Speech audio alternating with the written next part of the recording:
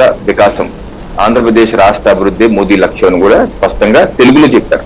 హిందీలో గారు తెలుగులో కూడా చెప్పడం జరిగింది. సో ఆంధ్రప్రదేశ్ రాష్ట్ర అభివృద్ధికి ప్రధానమంత్రి నరేంద్ర మోడీ గారు కట్టుబడున్నారు. రాష్ట్రం యొక్క పురోగమనం చెందాలంటే ఎన్డీఏ ప్రభుత్వం, కూటమి ప్రభుత్వం ఇక్కడ ఏర్పడాలి.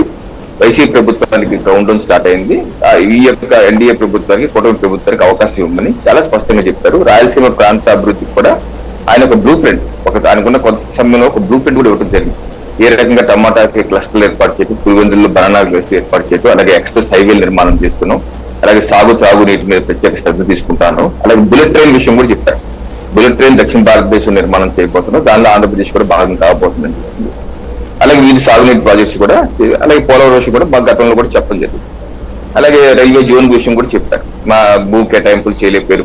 సో మా ప్రభుత్వం వస్తే కూటమి ప్రభుత్వానికి అవకాశం ఇవ్వండి, తప్పనిసరిగా ఈ యొక్క మాఫియాలకి ట్రీట్మెంట్ ఇస్తామని కూడా చెప్పడం జరిగింది. సో ఈ యొక్క 4 ప్రసంగాల ద్వారా రాష్ట్ర ప్రజల్లో అయితే ఒక విశ్వాసాన్ని అయితే నింపాము. కేడర్లో అయితే హుషారైతే, ఉత్సాహం అయితే దిగ్నీకృతమైంది. ప్రజల్లో కూడా, రాష్ట్ర ప్రజల్లో కూడా విశ్వాసాన్ని, ఇది మోదీ గ్యారంటీ, అలాగే చంద్రబాబు నాయుడు గారి నాయకత్వం రాష్ట్రంలో, అలాగే పవన్ కళ్యాణ్ గారి విశ్వాసం, ఈ 3 అంశం ఏదైతే వారి చెప్పారో అది ప్రజల్లో బాగా నాటుకుంది. తప్పనిసరిగా రానున్న కూటమి ప్రభుత్వానికి, ప్రజలకి ఒక విశ్వాసాన్ని అయితే పెంచగలిగాం. వచ్చేది మాత్రం కూటమి ప్రభుత్వం అని చెప్పి నేనైతే విశ్వసిస్తున్నాను. రైట్. ఇక్కడ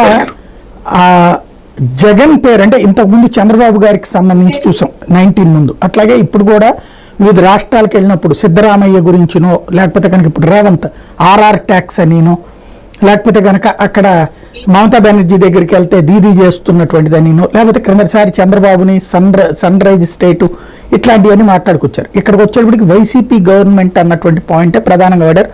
జగన్ పేరే వాడలేదు. ఎందుకని?